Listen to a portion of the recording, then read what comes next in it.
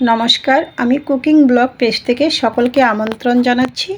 আজকের রেসিপি জলপাইয়ের টক মিষ্টি ঝাল আচার তৈরির রেসিপিটি সম্পূর্ণ দেখার অনুরোধ রইল। চলুন দেরি না করে রেসিপিটি শুরু করা যাক।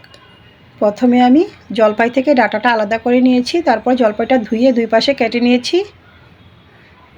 চলে আসছি চুলায়, চুলা অন করে একটু কড়াই বসিয়ে দিয়েছি। আচারের মশলাটা রেডি করে নেব। কড়াই গরম হওয়ার পর দিয়ে দিয়েছি শুকনো লঙ্কা, প্রথমে দিয়ে দিয়েছি, তারপর পাঁচফোড়ন, অল্প পরিমাণে জিরে,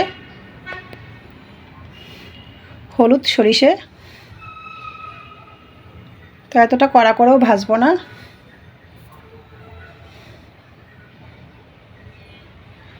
মশলাটা ভাজি হয়ে গিয়েছে, নামিয়ে নিয়েছি। ঠান্ডা হওয়ার পর মিক্সার জারে গুঁড়া করে নিয়েছি।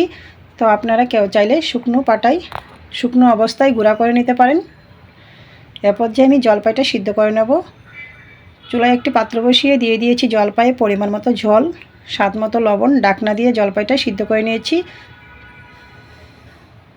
খানিকক্ষণ পর ঢাকনা নামিয়ে নিয়েছি।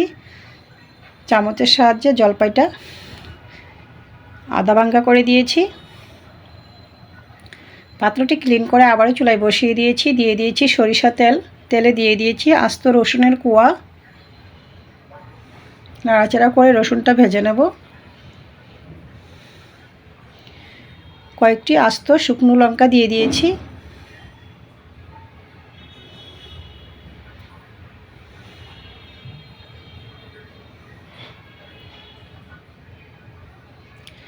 দিয়ে দিয়েছি অল্প পরিমাণে হলুদ গুঁড়া। জলপাই নাড়াচাড়া করে নিচ্ছি। দিয়ে দিয়েছি আখের গুড়, ভিনেগার খানিকটা,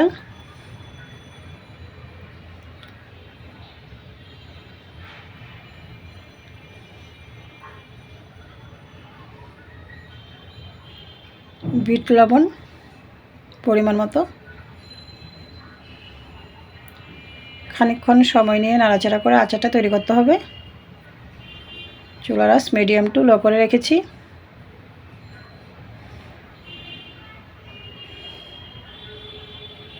তারপর যে আমি দিয়ে দিয়েছি যে মশলাটা আমি আচারের জন্য তৈরি করেছিলাম।